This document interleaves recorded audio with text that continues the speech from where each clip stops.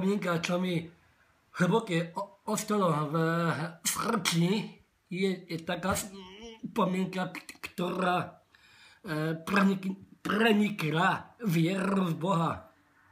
Čo som kedysi chodieval do školy, do základnej školy, samozrejme, do teplej, spomienkami ostala ešte stále čerstva otvorená.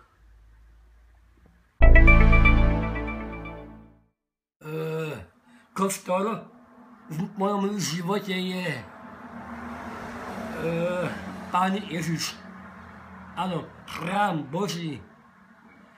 Na sklade bol postavený kostol. Či už zamurovaný, alebo nie. Kostol v mojom živote aj v srdci je, aj bude Božím chrámom pre Ježiša v mojom vnútri. Áno, rád chodím do kostola, rád ministrujem. Pri ministrovaní som sa modlil aj v zákrosti, aj v kostole tú modlitbu Otče náš a vyznanie viery v Boha. Vtedy môžem pocítiť tú blízkosť, samozrejme lásku od Ježiša.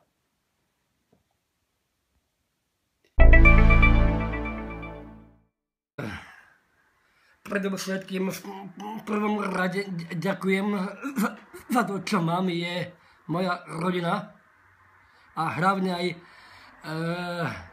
Ježišovi, ktorý za mňa samozrejme zomrel na kríži. Toto je to, čo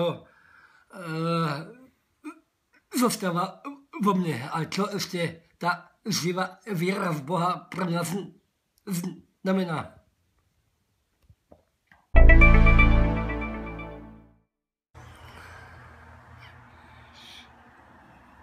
Poklona kríža či krížová cesta v kostole. Vtedy si odnášam, keď kráčim v kostole pri adorácii či pri svätej omši obetujem. Adorácia či krížová cesta vtedy je naozaj tá, ktorá prenikne hlboko, čiže vnútro srdca, vnútro vedomia. A predovšetkým chodím vám tam preto a dosť často, že naozaj môžem nájsť Ježiša. Vtedy sa mi on sám ukazuje. Vtedy, keď sa zdvihne tá monostrančia hore pri adorácii či pri krížovej ceste, ten kríž zahajený s Ježišom, vtedy môžem, akoby som ostal obárený, slabý, že ma v tej chvíli posilní sám Ježiš.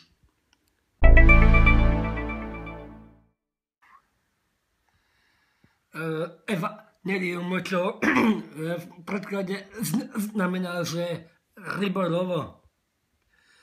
Keď nevedeli učeníci, že kto je to. Prvý Šimon Petr, keď bol ešte na lodi, samozrejme, povedal, že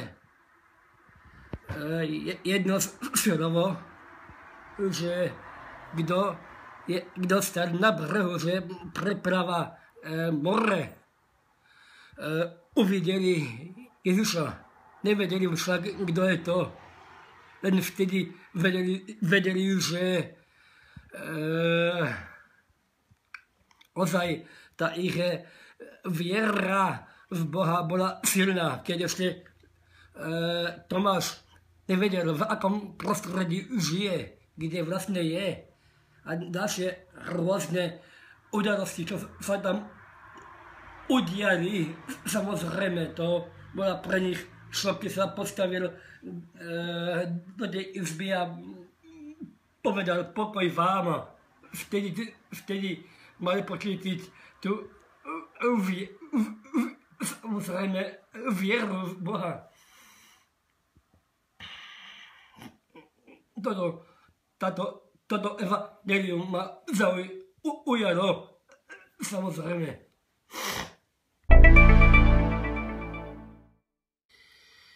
Pri príležitostiach takýchto akcií, púte vo farnosti Pruske, či už to bolo na Budkove, v Mariatele, v Šalštine som raz zažil takýto zážitok nezabudnutelný. Samozrejme, keď mi tam Maroš začal vyprávať, že ako mi tam Ivan zaspal, že ako mi písal SMS-ky, skrátka, že aby som si dal ešte toho šofíka, keď sme naposledy boli aj tam, že skrátka, to bolo nádherné, keď sme naposledy boli pri príležitostiach aj na iných miestach.